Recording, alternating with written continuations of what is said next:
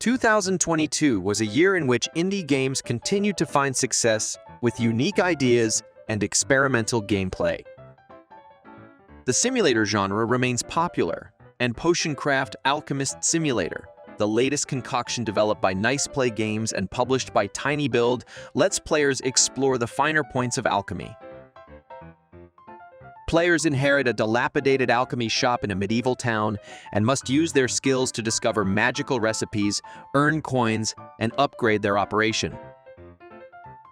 They start with the ability to create a basic healing potion and must study and explore the world of alchemy to improve their skills and become the greatest arcane brewmaster.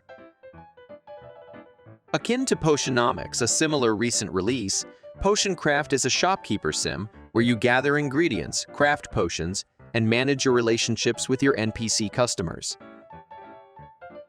Potion Craft, however, differentiates itself with its simpler and more stylish gameplay and the absence of a complex narrative.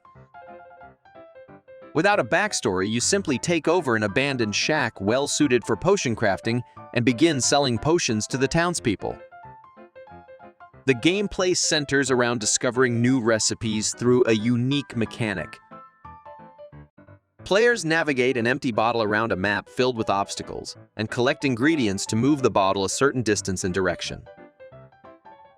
The goal is to reach potion icons on the map to craft new potions. Adding to the challenge, the map is shrouded in fog, and players have to explore to expand their vision and find new ingredients. The gameplay combines strategy with puzzle solving, as players must figure out the best ingredients to use to reach their destination. Players brew potions by dragging their cursor around the screen to crush, stir, and heat ingredients. Brewed potions can be saved in a recipe book for easy access in the future, but there are limits to the number of pages in the book. This adds an additional layer of strategy, as players must decide which recipes are most valuable to them. Ingredients can be obtained either from the player's garden or from a merchant. The garden randomly generates ingredients each day, while merchants sell them for a higher price. These ingredients can be used to move the player's bottle around the map. The garden typically only produces common ones that only move the bottle a short distance in a standard direction, while merchants' sold items tend to be more useful for navigating more demanding areas. Even though the garden's components are free, some players might find it unsatisfactory that they can't select what to produce in the garden and that the ingredients are generated at random. Players must experiment a lot while exploring the world and gathering components for potions. It might be annoying to run out of materials and be unable to get to a desired place, so it's crucial to have a good supply of ingredients on hand to allow for flexibility in movement. Additionally, if they lack the proper formulas or components, players may struggle to fulfill requests for specific types and strengths of potions from customers. A skill tree with 4 linear paths and a list of tasks that grant XP are part of the advancement system. These goals aid in player direction and keep the game from becoming too open-ended. It's advisable for players to invest in skills that help them earn money early in the game, as premium merchants may randomly visit the player's shop and offer valuable items for purchase. Players must sell their potions to townspeople and adventurers.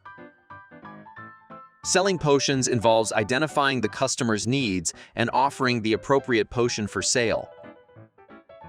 Players can choose to sell the potion at the standard price, or attempt to haggle a higher one. Haggling in Potion Craft is simpler than in Potionomics, as players can select from different difficulty levels and play a quick reflex minigame. There's a social aspect to the selling mechanics, as players must manage their store's popularity and reputation levels. If players brew good potions to their customer satisfaction, their popularity will increase, but selling to nefarious characters can lower their reputation and attract more villainous and assassin-like customers. This adds an element of moral choice that lets players shape their experience and the types of potions they specialize in. The game has a visually pleasing 16th century painted art style that fits the theme well. The house is divided into several rooms where players can manage various tasks, with the potion crafting map serving as the main room. The crafting interface is unique and encourages players to be efficient and creative as they use tools to grind herbs, boil ingredients, and create potions.